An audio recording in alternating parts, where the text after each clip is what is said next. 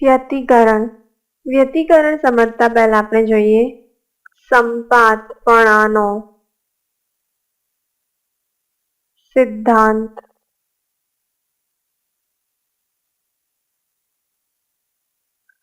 જ્યારે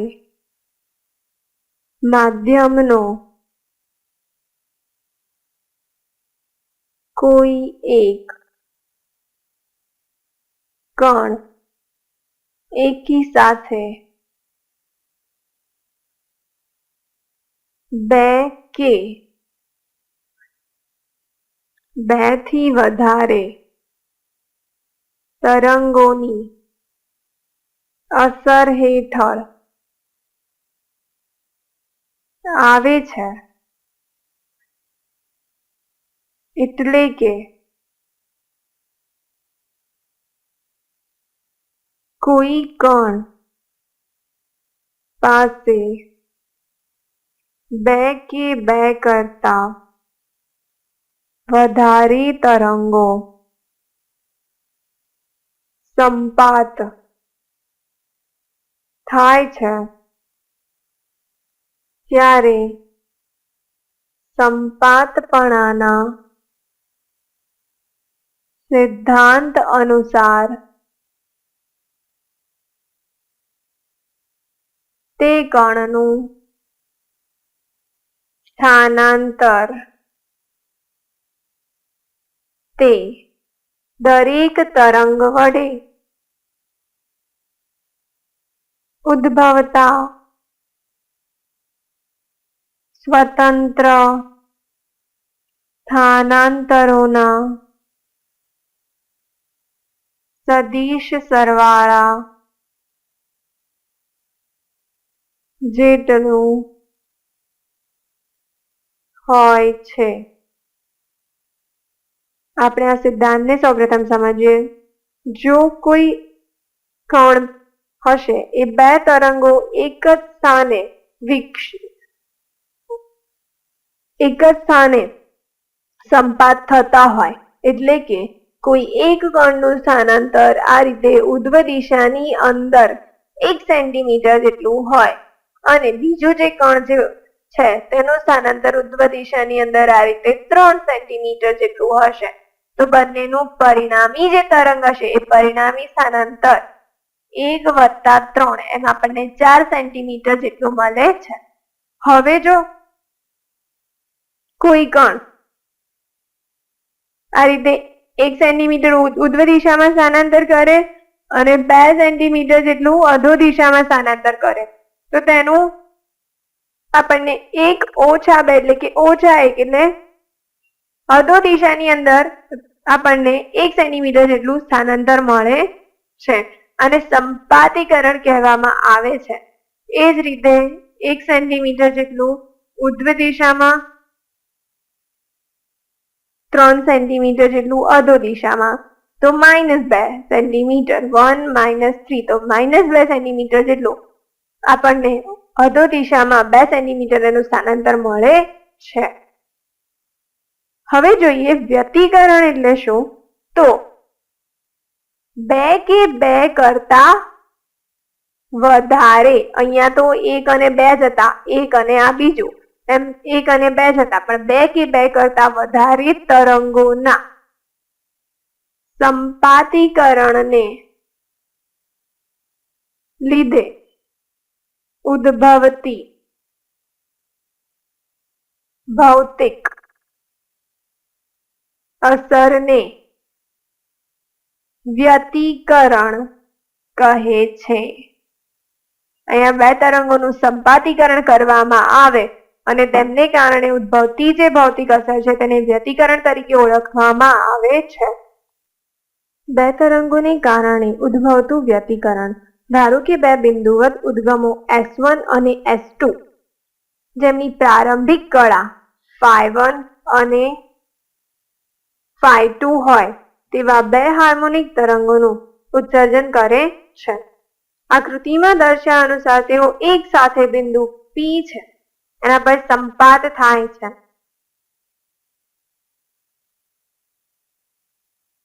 અહીં આપણે જાણીએ છીએ કે વિદ્યુત ચુંબકીય તરંગો હશે એ ચુંબકીય ક્ષેત્ર અને વિદ્યુત ક્ષેત્ર બંનેમાં દોલનો કરે છે. પણ અહીંયા જે આપણે S1 અને S2 માંથી ઉદ્ભવતા જે તરંગો છે એને ફક્ત વિદ્યુત ક્ષેત્ર ના સંદર્ભમાં જ લઈશું. તો ફક્ત વિદ્યુત ક્ષેત્રના પદની અંદર તેમના તરંગોને જો લખવામાં આવે તો ઉદ્ગમ S1 માટેનું તરંગ E1 બરાબર અહીંયા કેપિટલ E1 sin ω1t ઓછા K1 એનું અંતર કેટલું કાપેલું R1 વત્તા એની પ્રારંભિક કળા φ1. એ જ રીતે S2 ઉદ્ગમ માટે લઉં તો E2 બરાબર અહીંયા પણ E2 sin ω2t ઓછા K2 કાપેલું અંતર R2 પ્રારંભિક કળા φ2 મળે છે. અહીં જે કેપિટલ E1 અને કેપિટલ E2 જે છે એ એના કંપ વિસ્તાર દર્શાવે છે. ω1 અને ω2 જે છે એ કોણીય આવૃત્તિઓ દર્શાવે છે. અને K1 અને K2 જે છે એ તરંગ સદિશ દર્શાવે છે. સાઇનની અંદર આવેલા આ જે બધા જ પદો છે તે તરંગોની કળા દર્શાવે છે. આથી ધારો કે ω1t ઓછા K1R1 વત્તા φ1 જે કળા છે એને હું કહું Δ1. ω2t ઓછા K2R2 વત્તા φ2 જે છે એને કહું કળા Δ2. તો મને સદિશ મળશે E1 બરાબર કેપિટલ E1 sin Δ1 અને E2 બરાબર કેપિટલ E2 sin Δ2. આથી તેમના સંપાતીકરણને કારણે તેમનું પરિણામી સ્થાનાંતર જોઈએ એ પહેલા અહીંયા આકૃતિમાં E1 જે છે સદિશ તેને Δ1 ખૂણો બનાવેલો છે જે અહીંયા કીધો આપણે Δ1 અને E2 એ Δ2. તો અહીંયા E2 એ x અક્ષ સાથે બનાવેલો ખૂણો Δ2. બંનેનું પરિણામી E બરાબર E1 વત્તા E2. બંનેનું પરિણામી અહીંયા મૂક્યું E બરાબર E1 વત્તા E2 જે છે એને બંને વચ્ચેનો ખૂણાનો જે તફાવત છે એ Δ2 માઇનસ Δ1 જેટલો થશે. આથી ફેઝરની રીતનો ઉપયોગ કર્યા એનો ફેઝર ડાયાગ્રામ દોરેલો છે. ફેઝરની રીતનો ઉપયોગ કર્યા E² બરાબર E1 સ્ક્વેર વત્તા E2 સ્ક્વેર વત્તા 2E1 ગુણ્યા E2 આપણને મળશે. અહીં એની કિંમતો મૂકીએ તો E² બરાબર અહીં એનું મૂલ્ય E1 સ્ક્વેર વત્તા E2 સ્ક્વેર અહીંયા 2E1 E2 cos Δ2 ઓછા Δ1 થશે. કારણ કે બંને વચ્ચેનો જે ખૂણાનો તફાવત છે અહીંયા આગળ આટલો ડેલ્ટા કીધો એ ડેલ્ટા જે છે Δ2 ઓછા Δ1 જેટલો આપણને મળે છે. આથી અહીં Δ2 માઇનસ Δ1 બરાબર ડેલ્ટા. એ બે સદિશો E1 અને E2 વચ્ચેનો ખૂણો અથવા તો કોણ દર્શાવે છે અને E જે છે એ પરિણામી કંપ વિસ્તાર દર્શાવે છે. પ્રકાશની સરેરાશ તીવ્રતા કંપ વિસ્તારના વર્ગના સમપ્રમાણમાં હોય છે. એટલે કે તીવ્રતા I જે છે એ ચલે છે કંપ વિસ્તારનો વર્ગ એટલે કે E² એનો વર્ગ થશે. કંપ વિસ્તારનો વર્ગ. પરિણામે આ જે સમીકરણ છે તેમાં E² ના બદલે તીવ્રતા મૂકીએ તો તીવ્રતા E² ના બદલે I, E1 ના બદલે I1, E2 ના બદલે I2² ના બદલે I2 વત્તા 2 E1 E2 એટલે વર્ગમૂળની અંદર I1 I2 થશે. કારણ કે આગળ આપણે જોયું તીવ્રતા ચલે છે E નો વર્ગ એટલે E ના વર્ગના બદલે આપણે I મૂકી શકીએ પણ જો વર્ગ ના હોય તો બંને બાજુ વર્ગમૂળ લેવું પડે એટલે કે વર્ગમૂળ I ચલે છે E લેવું પડે. પરિણામે અહીંયા વર્ગમૂળમાં I1 I2 મૂક્યું અને આનું સરેરાશ મૂલ્ય cos નું Δ2 માઇનસ Δ1 એટલે કે આનું સરેરાશ મૂલ્ય. અહીં જે I1 અને I2 જે છે એ દરેક તરંગની સરેરાશ તીવ્રતા છે જે સમયથી સ્વતંત્ર છે અને આ જે છેલ્લું પદ જે મળે છે આ સમીકરણમાં તેને વ્યતિકરણ પદ તરીકે ઓળખવામાં આવે છે અને એ જે પદ છે એ સમય આધારિત છે, જ્યારે આ બંને તીવ્રતાઓ જે છે એ સમય આધારિત નથી. હવે આ જે છેલ્લું પદ છે એમાં cos Δ2 માઇનસ Δ1 નું સરેરાશ કરવાનું છે એટલે કે 1/t 0 થી capital T cos Δ2 minus Δ1 dt થશે. આથી 1/t 0 થી t cos Δ2 માઇનસ Δ1 એટલે કે ω2t માઇનસ ω1t વત્તા k1r1 ઓછા k2r2 વત્તા phi2 માઇનસ phi1 dt. આપણે અહીંયા Δ2 અને Δ1 જે છે એની કિંમતો મૂકી અને એમને બાદબાકી કરી. અહીંયા જે કેપિટલ T દર્શાવે છે તે વિદ્યુત ક્ષેત્રના દોલનોનો આવર્તકાળ દર્શાવે છે. હવે જો ઉદ્ગમો અસુસંબદ્ધ હશે એટલે કે પહેલો કિસ્સો કે જેની અંદર અસુસંબદ્ધ ઉદ્ગમો આવેલા હશે તો બંને તરંગોની કોણીય આવૃત્તિ એટલે ω1 અને ω2 છે એ સરખી થશે નહીં એટલે જુદી જુદી હશે. તેમનો કળાત્મક પાવર Δ2 માઇનસ Δ1 એ સમયનું વિધેય તરીકે વર્તશે એટલે કે અહીંયા જ આપણને જોયું કે સમય પર આધારિત પદ છે એટલે કે Δ થશે.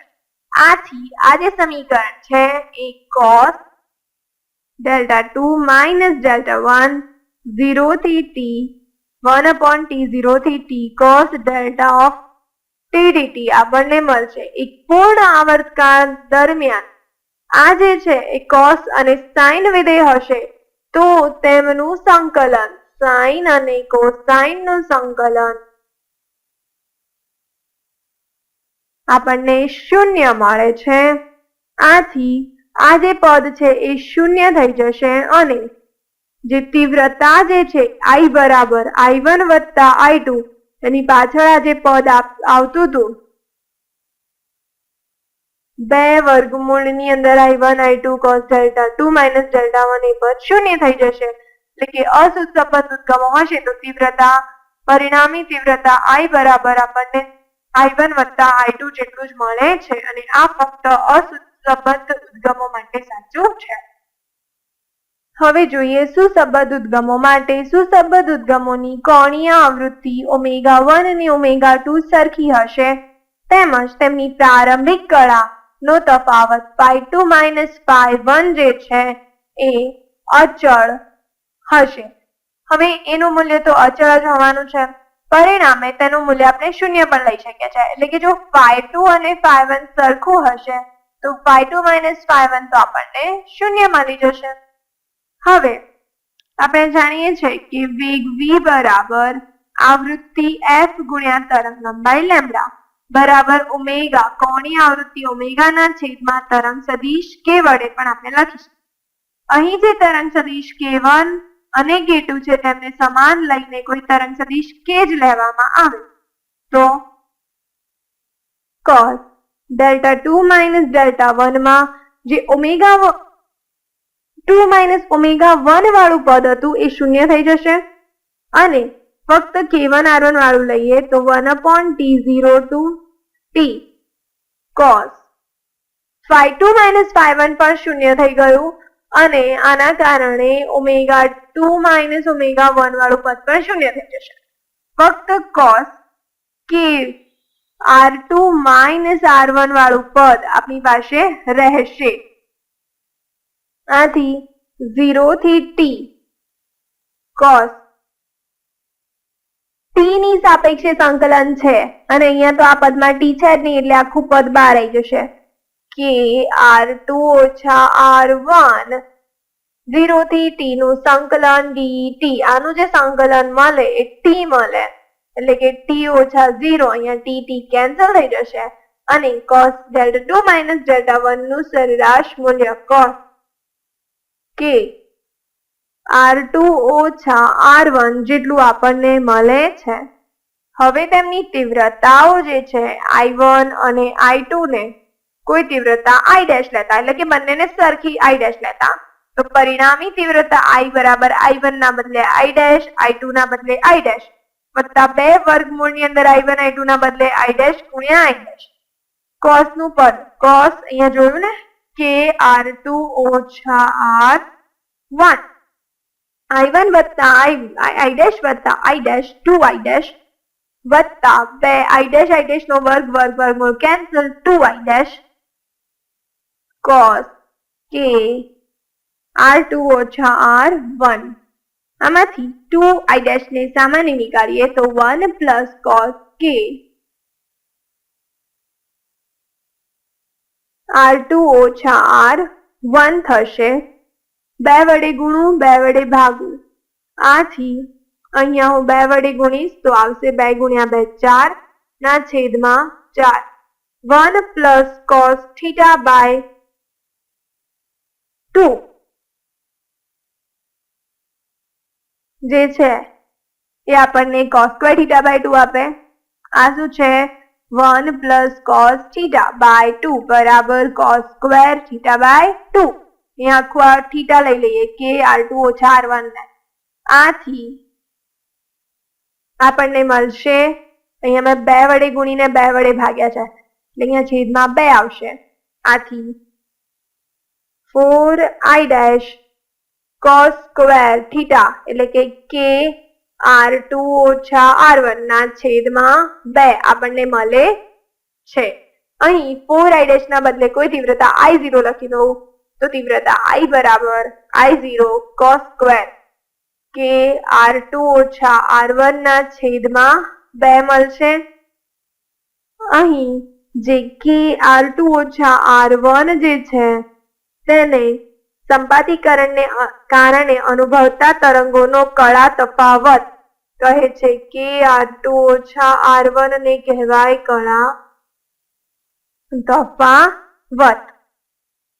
આમ i બરાબર i0 cos સ્ક્વેર કે r2 ઓછા r1 ના છેદમાં 2 આપણને મળે